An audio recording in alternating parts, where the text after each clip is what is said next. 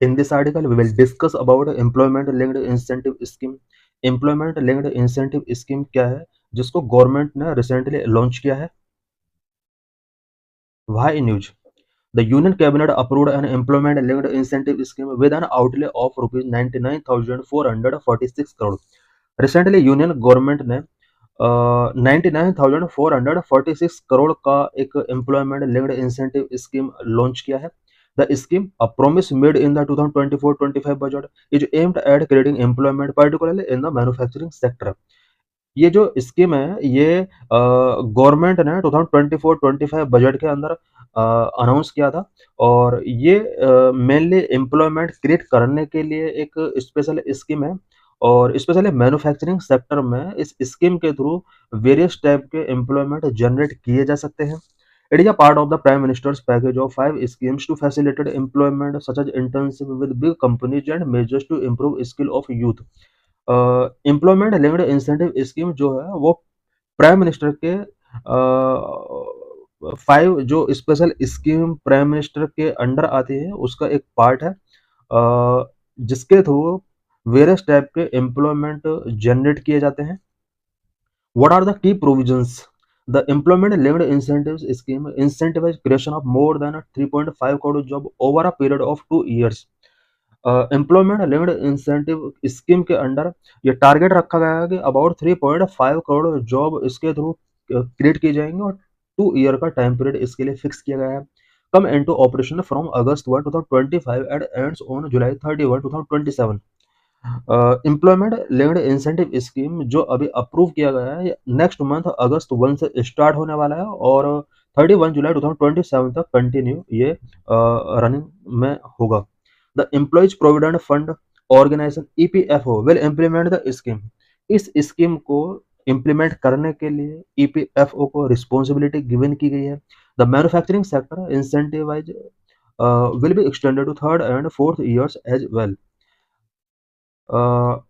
अगर इस स्कीम का सक्सेस रेट अच्छा रहता है तो 3rd and 4th ईयर के लिए भी इसको एक्सटेंड किया जा सकता है. How have employers responded? इस स्कीम को लेकर एम्प्लॉयर्स के क्या क्या रिस्पॉन्स रहे हैं? Number 1, welcomed the scheme. Employers have welcomed the scheme with caveats. Employers ने इस स्कीम को वेलकमिंग किया. Number 2, drive employment. It will drive employment specially in the manufacturing sector through an innovative approach. ये scheme innovative approach के through manufacturing sector में employment को drive करेगी. Number 3, रिसेव India's employment landscape. ELI scheme has the potential to reshape India's employment landscape and boost labor-intensive sector. India के अंदर labour incentive sector को ये scheme boost कर सकती है. साथ ही इंडिया के एम्प्लॉयमेंट लैंडस्केप को ये रीशेपिंग करने की पोटेंशियल रखती है. Focus of the scheme must be directed toward micro small manufacturing units and allied services sector. ELI scheme का जो मेन फोकस होना चाहिए वो माइक्रो स्मॉल मैन्युफैक्चरिंग यूनिट्स की तरफ होना चाहिए और साथ ही अलाइड सेक्टर जितने भी हैं उस पर इस स्कीम का मेन फोकस होना चाहिए. What about the trade unions? Trade unions ने इस स्कीम को लेकर अपना किस तरह का रिस्पॉन्स रखा है?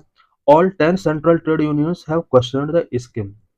कुछ सेंट्रल ट्रेड यूनियंस ने इस स्कीम से रिलेटेड कुछ कंसर्न रेज किए हैं, कुछ क्वेश्चंस रेज किए हैं.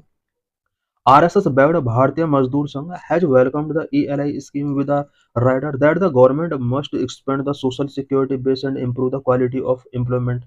RSS backed भारतीय मजदूर संघ ने इस स्कीम को वेलकम किया है बट गवर्नमेंट को चाहिए कि वो इस स्कीम को स्कीम का जो सोशल सिक्योरिटी बेस है उसको एक्सपेंड करे और साथ ही एम्प्लॉयमेंट की क्वालिटी को यहाँ पर इम्प्रूव करने की नीड है. Other unions fear that workers money will be used to incentivise employers.